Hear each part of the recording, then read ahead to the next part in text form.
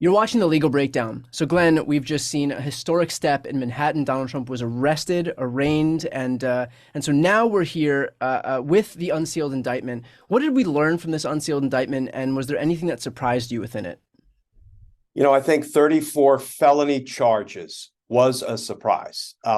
Each felony charge carries up to 4 years. Now, does that mean if Donald Trump is convicted on all counts, he'll go away for what does that add up to? 128 years? Yeah. Probably not. But, this was not some simple misdemeanor crime or series of crimes. These were not bookkeeping errors. When you read not only the indictment, but the statement of facts that accompanied the indictment, boy, it looks like this case is strong. And it's strong on the documents, on the false business records themselves.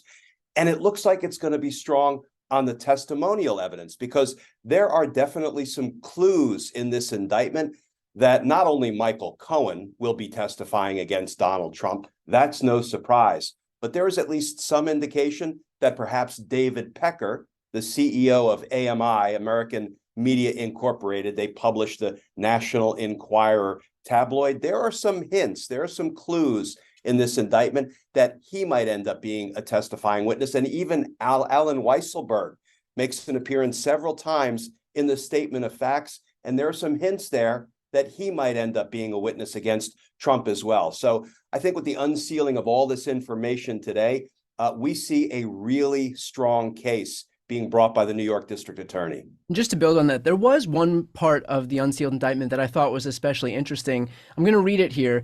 The defendant directed lawyer A to delay making a payment to woman 2 as long as possible, and this was about Stormy Daniels. He instructed lawyer A that if they could delay the payment until after the election, they could avoid paying altogether, because at that point it would not matter if the story became public. It's so interesting because Donald Trump's whole defense team here said that the point of the hush money payout was never intended to help Trump win the election. It was just so that it wouldn't embarrass Trump with his family. They were just trying to protect Melania, and yet, by their own admission here, the point of this was never about Melania or protecting his family. It was just the fact they were willing to allow this to come out after the election showed that the whole point of it was just to protect Donald Trump ahead of the election. So they kind of just blew their own defense out of the water, even prior to going in here. Yeah, that's a great catch. And that was buried kind of in the middle of the 13-page long statement of facts. But to the extent, any of Donald Trump's lawyers, Joe Tacopina or any of the other ones, was going to try to peddle to the jury that this was just Donald Trump, not wanting to damage his marital relationship, wanting to hide this from Melania. Well, it looks like, that dog won't hunt, and they're clearly not going to be able to try that defense in front of the jury. Glenn, the big question that I'm wondering about here is why no gag order? I'm wondering the same thing. So based on some pretty detailed reporting about what was said in the courtroom, here's what we learned. We learned that the prosecutors were pretty forward-leaning in telling the judge about some of Donald Trump's dangerous posts, some of his threats, urging people to protest, to take our country back, talking about death and destruction if he's indicted, actually referencing World War III.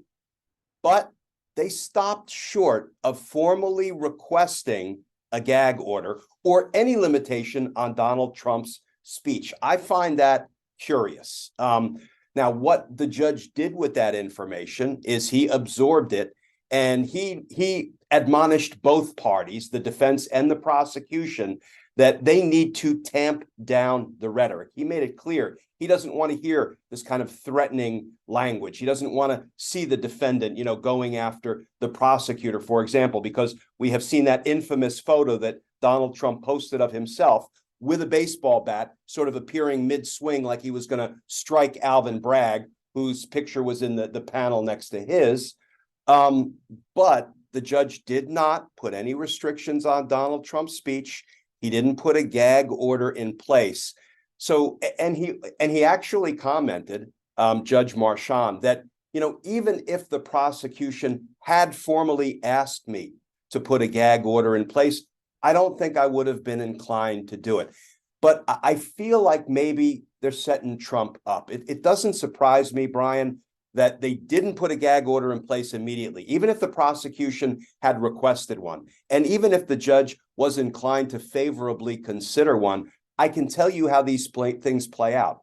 The prosecution would be required to propose a draft gag order, one that didn't sort of offend Donald Trump's First Amendment free speech rights. Then the defense would have been able to weigh in with objections or modifications to the prosecutor's proposed gag order, and then the judge would have taken up the issue. All of that can still happen in the future, but what it feels like is the judge took this first opportunity to meet with Donald Trump at his arraignment to tell everybody, tamp down the rhetoric. Now, if Donald Trump fails to tamp down the rhetoric, or if he ratchets up the rhetoric, which is probably a safe bet, then I think you could see the judge haul Trump and the parties back into court and say, okay, I admonished you to tamp down the rhetoric and you didn't do it. So now we're going to ratchet things up and we're going to discuss a formal gag order, a narrow limitation on what you can say, what you can post, and what you can't say in post. So it feels like the judge is maybe doing this incrementally, but listen, we've suffered Donald Trump's, speech that is inflammatory, inciting, and designed to inspire imminent lawless conduct for so long.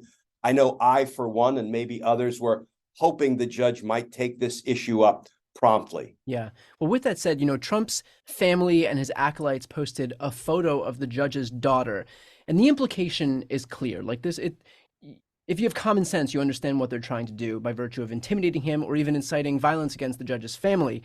How does that not factor in here? And beyond that, is it even possible that a judge would be able to extend a gag order to the people around Trump, or is that just not possible? Yeah, so let me answer your second question first. It's really not possible because those other people around Donald Trump are not parties to the proceeding, and the judge only has jurisdiction over the parties to the proceeding. So, you would actually have to show that a family member or an associate of Donald Trump's was posting something that would violate some conditions set by the court at the direction of Donald Trump, which, it's a really tough hill to climb. Yeah. With respect to what Trump's, I think Don Jr. and others are doing, posting pictures of the judge's daughter.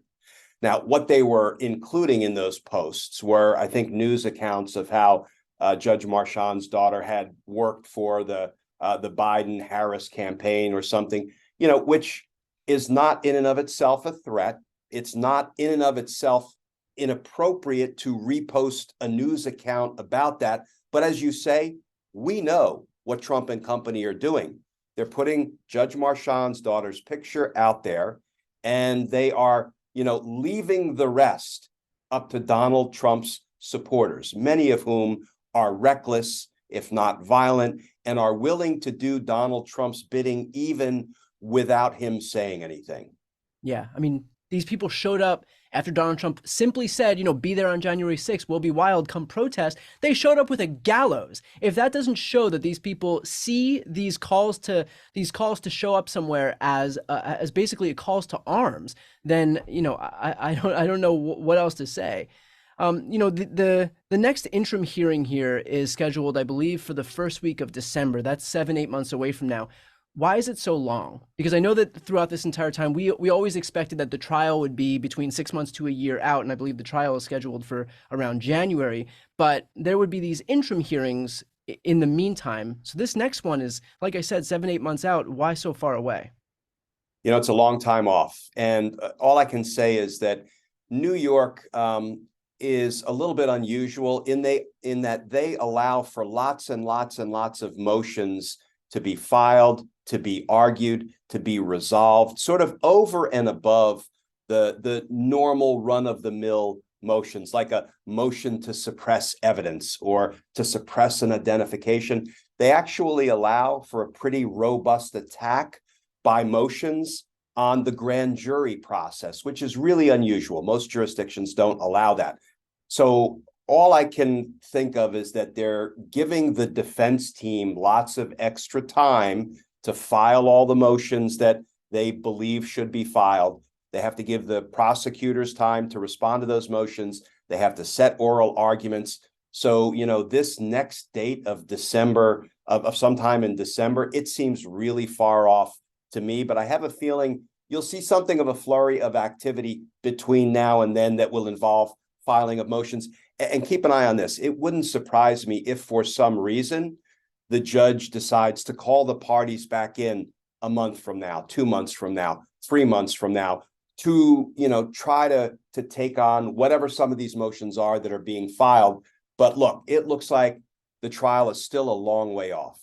Well, motions notwithstanding, is there any possibility that the gap here, this broad gap here, is to give an opening to either Fani Willis or Jack Smith to file their indictments in these cases that many of us believe supersede the one in Manhattan? I think that's extremely unlikely. I think New York right now is going to handle its own criminal prosecution of defendant Trump as it sees fit, without regard to what's going on down in Georgia with Fani Willis's criminal investigation, what's going on in DC here in my backyard with the multiple criminal investigations being run by special counsel Jack Smith. I don't think the timing of the New York case or how it progresses through the system really has anything to do with what's going on in other jurisdictions at this point. Okay, well, we'll leave it there. Obviously, a lot to continue covering, and if anything breaks, Glenn and I will be here to cover whatever that legal news is as well. So for anybody watching, to stay on top of this stuff, make sure to subscribe to both of our channels. The links are right here on the screen. I'm Brian Tyler Cohen. And I'm Glenn Kirshner. You're watching The Legal Breakdown.